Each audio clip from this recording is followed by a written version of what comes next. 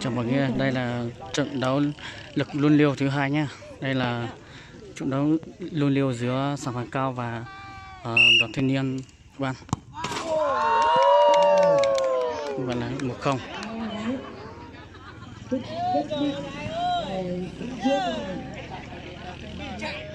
Không phải chạy đâu. Đúng nhanh một chú. Đúng nhanh đi. Chạy ra ngoài một chú đi. Chú lên gì đó. Alo, alo. Đầu tiên đây là A Sảng.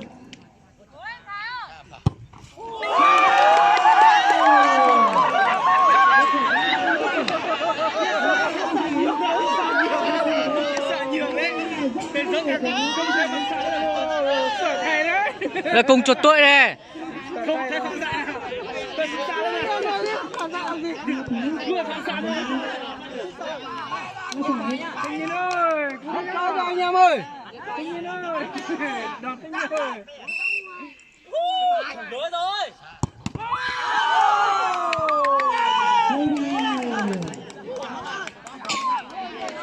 A Sảng đã phản sát được A Thái. Đối với giữa không thành, tuy nhiên thủ thành của Sảng Phản Cao không đủ ngồi.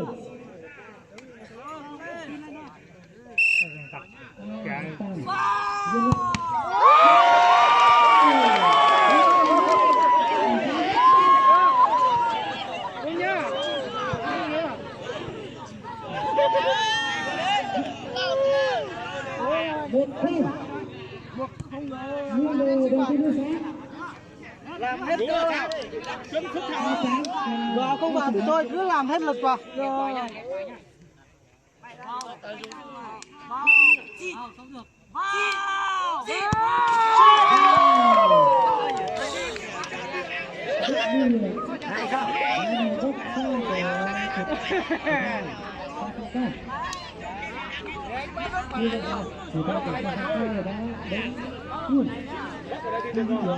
Bắt quần này ra.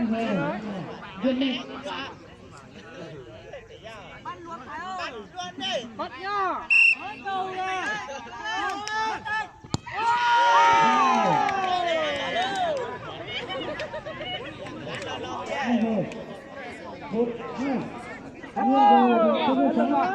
Cây ơi. Đừng có nhỏm chú. Nó mà không thể kích thua đấy đâu. Đúng là vài tung ơi. Không vào thôi. Kích của con đá nó nhá. Không kỹ thuật đâu.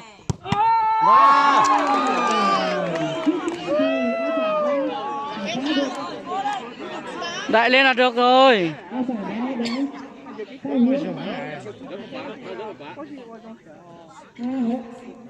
Là cẩn thận nhá Phục ơi.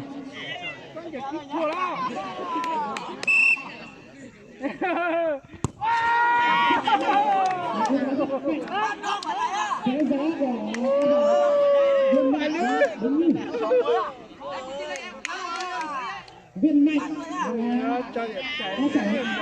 Sảnh nào lấy công chuột tội nào.